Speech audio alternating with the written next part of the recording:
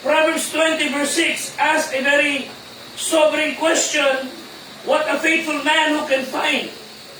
So, ang tao po na kailangan ng mundo ngayon, especially during our special day, are men behaving godly, feel-good men who would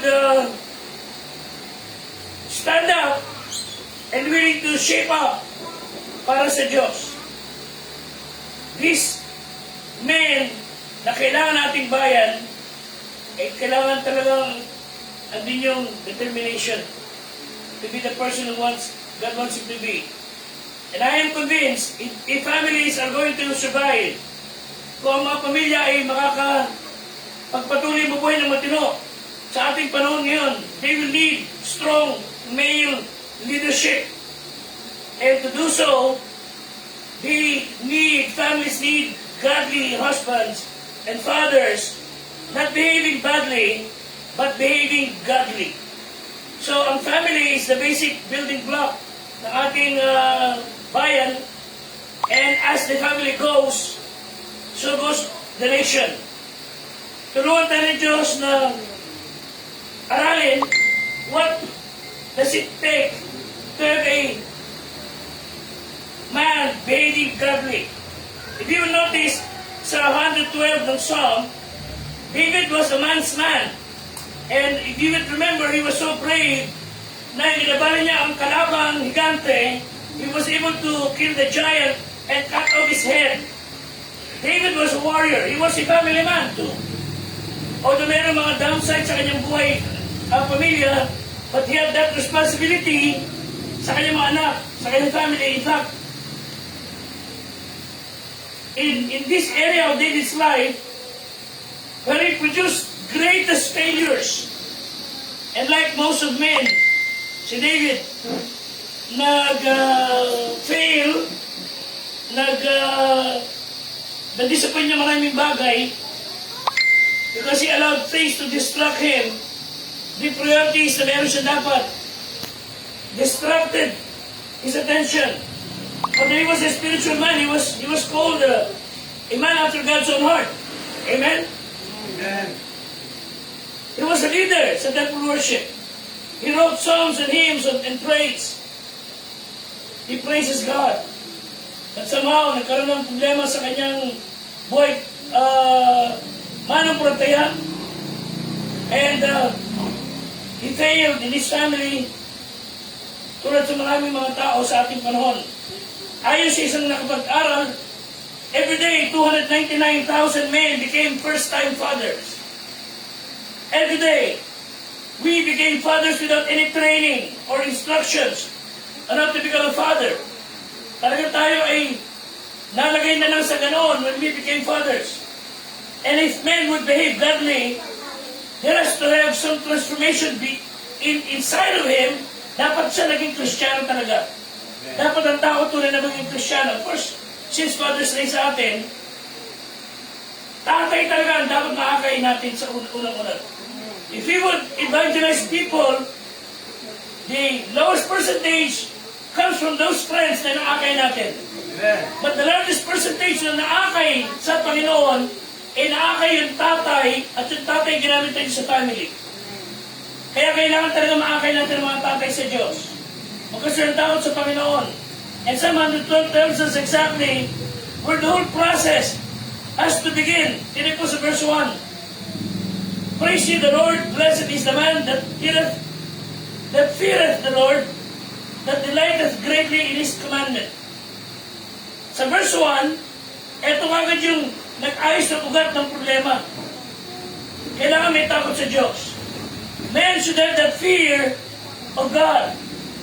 And too many men do not have a healthy fear of God. Too many men do not find great delight sa mga utos ng Diyos. In fact, they refer them to the sissies. But real men fear God. Amen? Amen. Real men love Jesus. Amen. So when man truly fears God, when man truly loves God's Word, yun talaga ang daan sa magiging godly. So,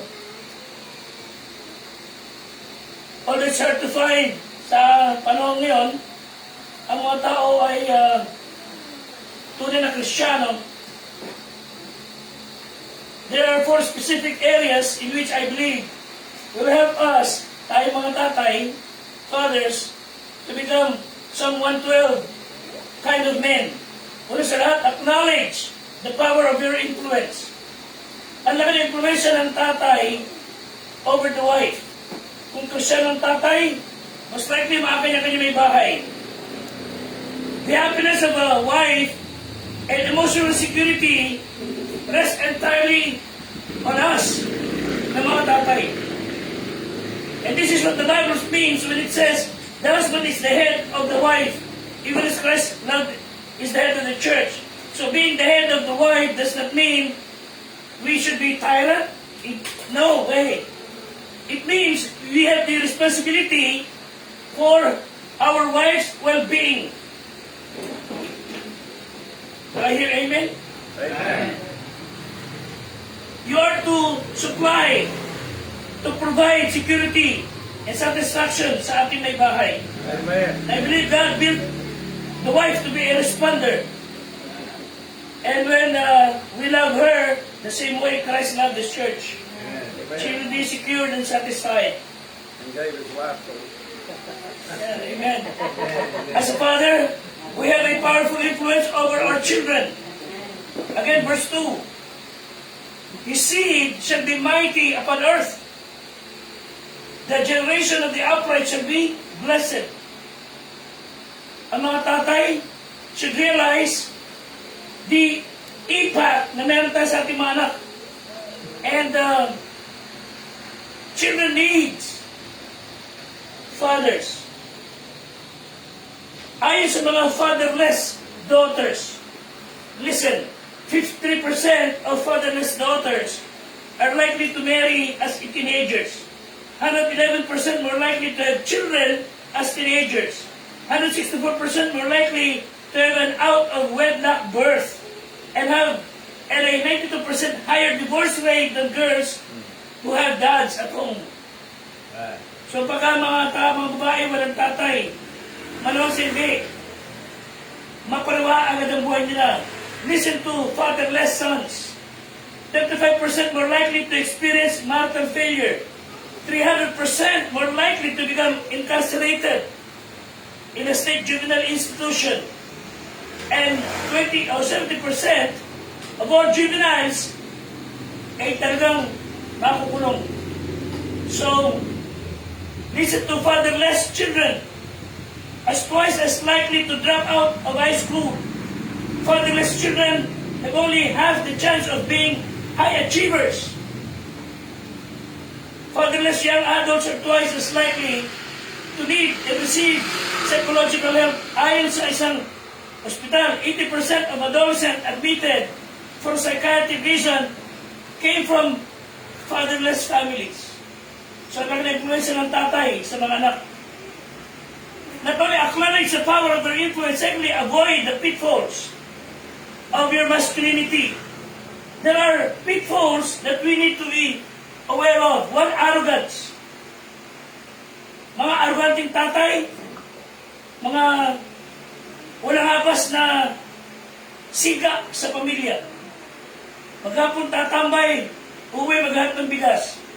Pag wala makita ng bigas, bububuhin niya asawa. Tunuan ng Diyos tayo na mawala na ng lahi ang ganong klaseng tao. Avoid arrogance. Our pride is what drives most of the other common failures and mistakes we make as fathers. Avoid autocratic behavior. Because most men have such a big ego. They really like to act like the big boss. They are like ego in the flesh. Avoid to be an absentee father. The worst thing a man can do is to walk out of his family. Iwan ang pamilya, pabayaan ang mga anak. Abusive husbands or fathers. Pitfalls na hindi dapat magaganap. Tulungan tayo ng Diyos na Maunawa ang real man never abuses his wife or children. So,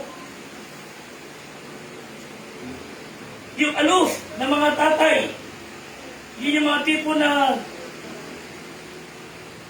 sabi mo isa, men are not usually relational by nature. They are loners by nature. That's why most of us, mga tatay daw, we have to fight against our nature. And that God make us something different. Dahil natural sa lalaki naka-distansya lagi, emotionally distant, cold, silent, frigid, unaffectionate, walang expressive na pagmamahal, hindi nakikita masyado. So, ito pa, angry daddy. Avoid yung pitfall na bugnutin. I've seen of a dad. Nakatayo ganyan. Nakalapit na sa likod. Nagkaroon kagad ng machete. Nagulat ng magkaroon kagad na tatagain niya. May ganon. God forbid. So acknowledge the power of your influence. Avoid the pitfalls of your masculinity. Number 3, arrange the priorities of your life. Hindi na mga tatay. And I know you will agree with me na marami sa atin hindi tama ang priorities. Some of us know we have our priorities out of line. We don't have any idea kung ano gagawin natin. We don't have any value sa maraming bagay, lalo dito pa tayo Kristiyano. And again, let's go back to Psalm 112. Again, verse 1 speaks of a man's relationship with God. 2, it speaks of man's relationship with his family. Sabi ng Bible, his seed shall be mighty upon earth. I hope to God, our seeds will be mighty upon the earth. Na ating mga anak ay lalaki na ating prinsipyo dala-dala. A while ago, bago kami punta rito, a man who is faithful, serving the Lord with his family, before we go, we prayed, he was crying. Walang ginawang masama, kanyang mag-asawa, walang ginawang masama sa kanyang mga anak. Natsumpahanin na anak, lumalaban sa Diyos, ginasusan, nagwalang sa magulang, inubos ang pera, then hindi siya silaktan, silbihan siya, lumaya siya, hindi ako siya napunta. And the father was crying. He break his father's heart. Nakapagtataka, may mga magulang na ginawa lahat ng bagay, pero magkakaroon siya ng mga anak na talaga may mga sungay. Tulungan ka ng Diyos. Sabi ko sa kanya, kapatid, nayaman lang siya. Just trust God and let Him suffer sa kanyang pagsuway. Verse 3 speaks of a man's relationship with himself. Ano po sabi? Wealth and riches shall be in his house, and his righteousness shall endure forever. Amen. So kapag ang tao ay maayos sa Diyos, his inner life, his character, ay magiging maayos, maluwang buhay. So, his first priority must be God. Yan sabi sa verse 1. And, of course, ang kanyang family. Pag Diyos ang kanyang priority, nasa tama ang kanyang pamilya. Ano ang sabi sa verse 2? His seed shall be mighty, and the generations of the upright shall be blessed. He is righteous, gracious and compassionate, generous in giving, just and fair. So, again, as fathers, talagang tulungan tayo ng Diyos na andun yung righteous character. And number 4, assume the place of your responsibilities. Again, verse 3, wealth and riches shall be in his house, and his righteousness endureth forever. Assume, tayo mga tatay, financial responsibilities. Kaya naman hindi nakapagtataka, sinabi ng Bible, wealth and riches shall be in the house. Dahil marunong siya sa pananalati. Amen. Hindi nakakita ng kunting barya, inom. Nakakawa ng kunting barya, toma, drugs. So hindi lamang i-assume financial responsibility, andin yung spiritual responsibility. Ang dinidescribe na lalaki dito sa 112 is a man who finds great delight sa mga utos ng Diyos. Talagang dapat. And he assumes family responsibilities. Hindi talaga iniiwanan ng kanyang tahanan. So, some of us may be in a situation na parang kailangan talagang i-check kung ano ang ating kalagayan sa ating may bahay, sa ating mga anak, o sa isang magsisimula pa lang ng pamilya. At least ito ay ilang guide. I hope we will become the man of someone 12. May takot sa Diyos, responsable sa kanyang family, and responsable sa biyaya ng Panginoon. It was a preacher from a church who shared the story about the father ng anak niya, the boy, the son, about 6-7 years old, lay dying because of health issues. And the pastor was asked to visit the boy,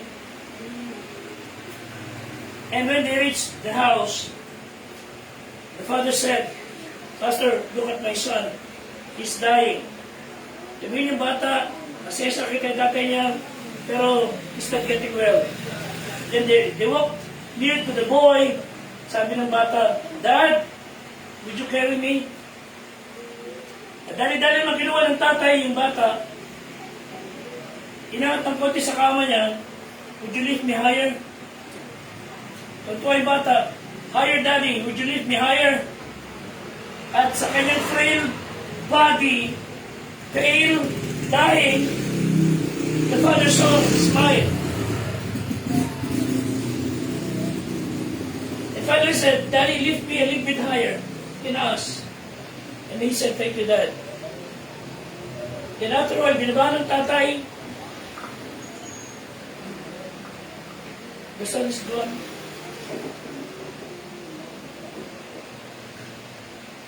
Wala nang buhay. He seemed to be waiting for the last chance. Nailapit siya ng tatay niya sa Diyos. That would be his last chance to get near to God. That's his only way of having that mind. Lift me higher. Lift me to God.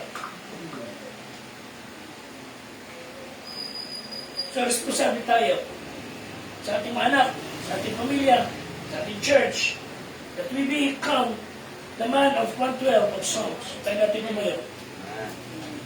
So, it's